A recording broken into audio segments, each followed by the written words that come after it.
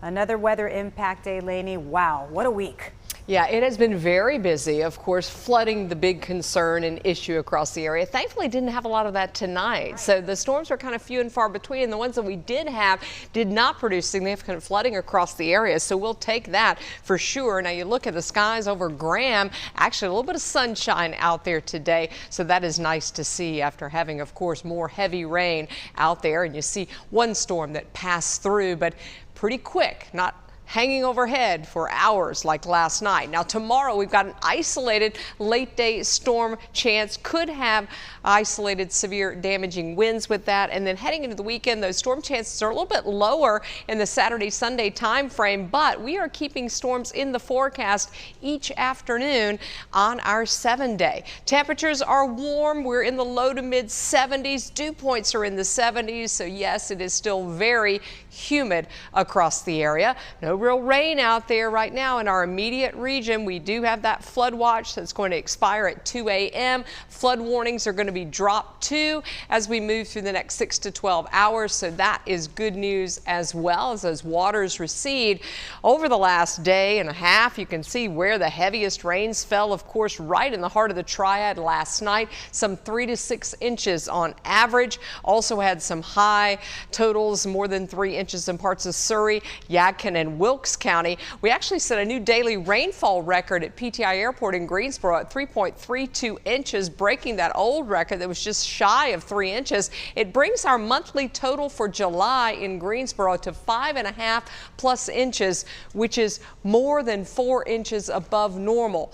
Usually in July, we average about 4 inches of rain in the entire month. So we're only 10 days in and we are close to 6 inches. Of course, you add to that what we had with Chantal, and you can see those double-digit rainfall totals that were over parts of Alamance and Orange counties. So that has led us to the wettest July on record in High Point with almost 5 inches of rain for the month, which is 3 3/4 over so far. And yes, we have in Burlington as well as Winston-Salem some wettest July totals there. 5th wettest in Burlington, 3rd wettest in Winston-Salem. But look at that number for Burlington, just shy of 10 inches.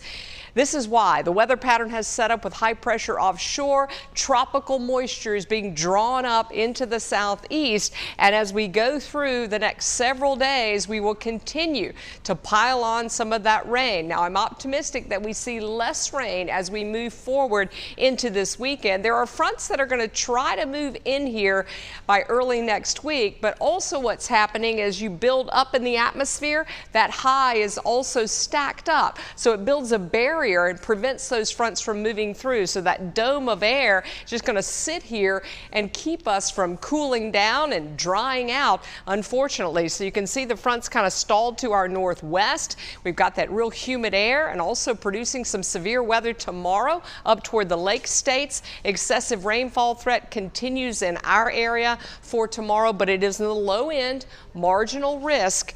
As far as severe storms too, only isolated severe storms. The real heavy rain and activity today has been to our south and to our east and continues tonight.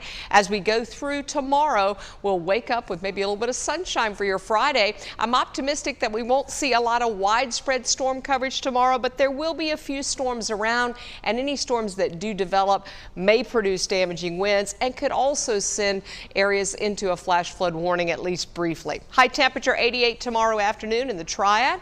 We're up to 87 in the foothills with that isolated storm threat as well. And in the mountains, the temperatures are warm and it is humid with a high of 81 and a few storms around. Our 7-day forecast again has the storm coverage less over the weekend, but then we keep it around even into next week.